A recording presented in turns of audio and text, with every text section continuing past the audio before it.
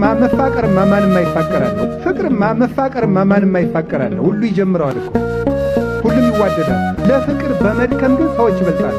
ለፍቅር በመድከም ለፍቅር መድከም ማለት ምን ማለት ነው? የአንድ ሰው ችግር የራስህን ችግር ያህል ከተሰማ ያ ምን ይባላል ይላል? የፍቅር ድካም። ከተሰማ በኋላ ምን ትላለህ? ትደክምለታለህ። መድኃኒት ካለው ሰው ትሄዳለህ፣ ትጠይቃለህ፣ ተግተህ ትለፋለታለህ። ለወንድም ምን ያህል ለፍተህለታል? ለምትወደው ነገር የምትወደው ሰው እሱ መውደድ ስላቆመ ብቻ ትተዋለህ ወይስ ደግሞ እንደ ታመመ አካልህ ቆጥረህ ለችግሩ ተተጋልጣለህ? ያን አንተን ከሚጠላበት አይምሮ እንዲወጣ ትደክምለታለህ ወይስ ከጠላይ እኔ ምን አገባኝ ብለህ ዘወር ትላለህ? የፍቅር ድካም ማለት ለክርስቶስ አንድ